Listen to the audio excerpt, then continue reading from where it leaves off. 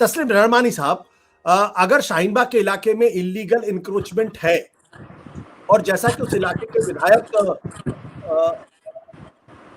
अमानतुल्लाह खान ने कहा भी, जो इंक्रोचमेंट था मैंने उसको गिरा दिया, और अगर बुलडोजर वहां जाता तो गलत क्या, उसमें ऑब्जेक्शन क्यों करना चाहिए कि मुसलमानों को टारगेट किया जाए? देखिए आशुतोष, मैं दिल्ली वाला हूँ, यहीं पैदा हुआ और एक एक इंच दिल्ली को बढ़ते हुए मैंने देखा है। इलीगल एनक्रोचमेंट और अनऑथराइज कंस्ट्रक्शन दो अलग चीजें हैं। और दिल्ली में एक बड़ा मसला, दिल्ली का सबसे बड़ा मसला ये है कि यहाँ मल्टीप्लिसिटी ऑफ अथॉरिटी बहुत है। डीडीए भी है, एमसीडी भी है, लैंड एंड बिल्डिंग भी है, पीडब्ल्यूडी भी है, सीपीडब्ल्यूडी भी है। सब अलग अलग डिपार्टमेंट अलग अलग अथॉरिटी रखते हैं, किसी एक अम्ब्रेला के नीचे ये आते नहीं है। ये एक बहुत बड़ा मसला है। एमसीडी का बड़ा लिमिटेड सा स्कोप है, बहुत लिमिटेड सा उसका जुरिस्डिक्शन है। जो अभी मुझसे पहले दोनों वकला ने फरमाया, उनके जुरिस्डिक्शन बड़े लिमिटेड हैं।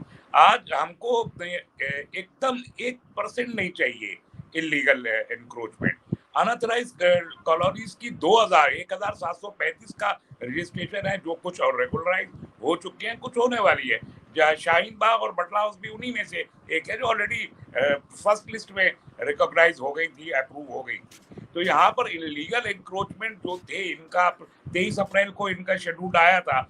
यानी जहांगीरपुरी में 40 मिनट के अंदर जिस हरकत को कंट्रोल कर लिया गया था, उसके अगले दिन दिल्ली के बीजेपी प्रेसिडेंट का लेटर जाता है तो जहांगीरपुरी में बुलडोजर पहुंच जाता है, और उसके बाद फिर ये ड्राइव प्लान होता है। तो जैसे ही ये ड्राइव प्लान हुआ और ये ऐलान हुआ, दिल्ली ओखला से तमाम एरिया से वो एनक्रोचमेंट हटाए गए। मैं उसका गवाह हूँ, मैं यही रहता हूँ जामिया नगर में, शाहीन बाग में नहीं रहता, लेकिन नूरनगर में हूँ मैं। ईद से पहले यानी चांद रात से पहले पूरा शाहीन बाग और अबुल फजल का रोड का जो एनक्रोचमेंट था, एनक्रोचमेंट क्या था, इन्होंने सड़कें घेर रखी थी, तो सामान रखे हुए थे दुकानदारों के, मार्केट है बहुत बड़ी, सरिता विहार रोड पे पूरी मार्केट है, वो बाहर तक पहले वो सब हटा लिए गए थे। अब आज जो ये आए हैं तो किसी से पूछ के देखिए कि कहाँ कहाँ वो एनक्रोचमेंट है। एमसीडी के पास ऐसी कोई लिस्ट थी क्या? कोई लिस्ट नहीं थी। और जहां आए वहां सबने देखा टेलीविजन पे, वो एक पहाड़ जो शटरिंग लगाई जाती है रिपेयर करने के लिए और टॉप फ्लोर्स को या पेंट वेंट करने, वो थी जिसे वो खुद हटा रहे थे खुद ही। इससे पहले सब हटाए जा चुके थे। तो आपको ये मालूम था कि वहां कुछ नहीं है, और इसके बावजूद एक बुलडोजर लेके आप पहुंच गए। ठीक है, बाकी जगहों के भी आपने शेड्यूल दे रखे हैं, हमको हिंदू मुसलमान से कुछ लेना देना नहीं है। अबुल फजल की शाहीन बाग की इस मार्केट में हमारे हिंदू भाइयों की दुकानें भी बड़ी तादाद में मौजूद हैं। लेकिन आपके पास एक ही जगह के लिए आप आए थे, बुलडोजर दिखा के आपने एक फोटो अपॉर्चुनिटी वहां क्रिएट की, ताकि शाहीन बाग के उस सीएए और जो anti CA anti NRC movement था, उसकी वजह से जो शोहरत है, उस शोहरत को आप मीडिया में लाइमलाइट देके एक बार फिर जिंदा करके सिंबल बना दें।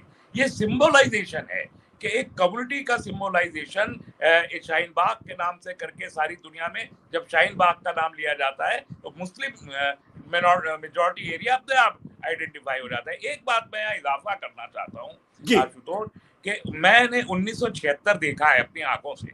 मैं 6वीं या 7वीं क्लास में पढ़ता था।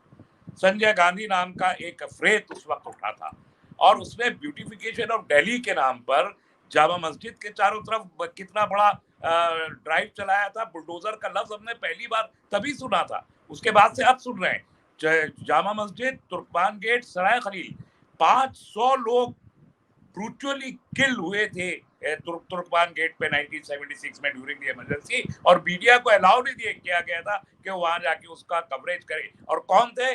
जगमोहन साहब, चावला साहब, जो उस वक्त गवर्नर साहब के पीएस थे। जगमोहन डीडीए के वाइस चेयरमैन थे, नया नया बना था डीडीए उस जमाने में। तो यही सब लोग जो बाद में बीजेपी और आरएसएस में शरीक हुई, मिनिस्टर्स बने, गवर्नर, उसके इनामात उनको मिले। 500 मुसलमान कत्ल हुए, और मैं मुसलमान का लफ्ज मजबूरन इस्तेमाल कर रहा हूँ, यहाँ करना नहीं चाहता, मेरा दिल नहीं चाहता बोलने को, लेकिन वही तारीख अगर फिर दोहराई जा रही है, वो भी 13 अप्रैल 1976 की तारीख थी, और ये भी अप्रैल 2022 है। तो बड़ी सिमिलरिटीज है। अभी किसी ने एक आर्टिकल भी इसमें लिखा है। तो ये जानबूझ के म्यूनिसिपल कॉर्पोरेशन में 85% को जो अभी कहा गया, उसको पोलराइज करने का एक इम्पैक्ट कि एक एफर्ट है। एक बात, ठीक है। दूसरी बात जो यूपी ने किया कि मुस्लिम वोट को पोलराइज करके पूरे तौर पर समाजवादी पार्टी के खाते में डाला गया। आज ये पोलराइज करके दोबारा से जो आम आदमी पार्टी से मोह भंग हुआ है मुस्लिम वोटर्स का, उसको दोबारा से आम आदमी पार्टी की तरफ भेजने की एक बिल्कुल एक पॉलिटिकल डेलिब्रेट एफर्ट है जो इस नाम पर की जा रही है। ठीक है। सत्य हिंदी का ऐप डाउनलोड करें गूगल प्ले स्टोर पर।